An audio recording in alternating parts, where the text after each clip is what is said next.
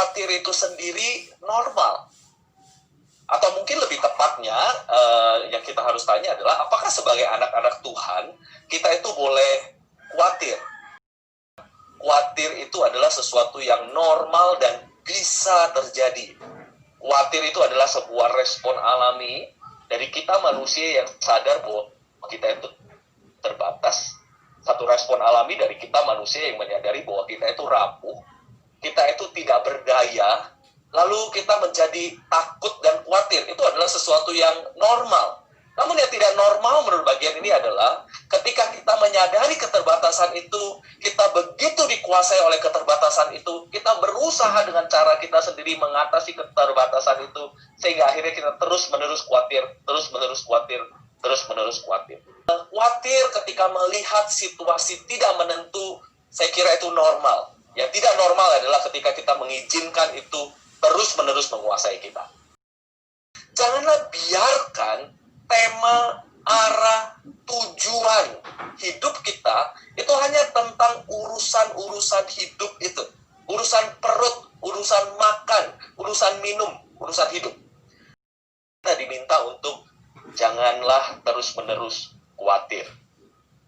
Yang dimaksud dengan jangan terus-menerus khawatir adalah janganlah kita membiarkan hidup kita terus-menerus dikuasai, dipusingkan, dipenuhi dengan konsentrasi hanya pada urusan mau makan apa ya, mau minum apa ya, mau kerja apa ya, mau seperti apa ya hidup ini.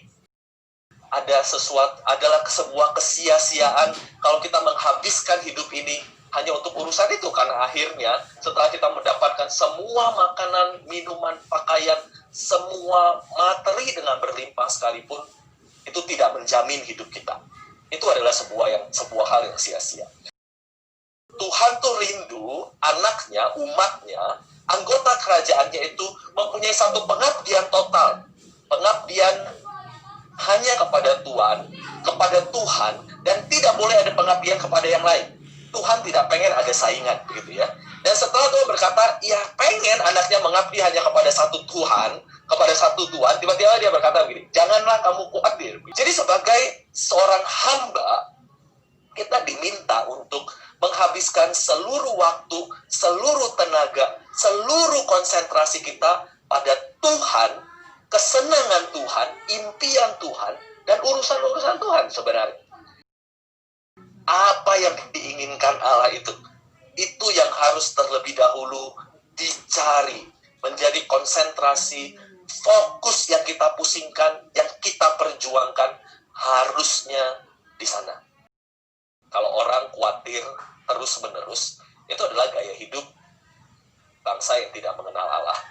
Bukan hanya karena mereka tidak tahu Allah memelihara, begitu ya, tapi juga karena mereka memang tidak mau mengabdikan diri kepada Allah. Kalau kita adalah orang-orang yang mengabdikan diri dan berkata bahwa kita mengabdikan diri kepada Allah, maka harusnya fokus kita tertuju kepada urusan Allah terlebih dahulu, dan bukan pada urusan diri kita sendiri. Di tengah segala kekhawatiran kita, mari kita kembali melihat apa sih yang sedang menguasai hidup kita. Urusan-urusan diri kita atau urusan Tuhan. Ketika kita benar-benar mengabdi kepada Tuhan, satu hal yang Tuhan janji,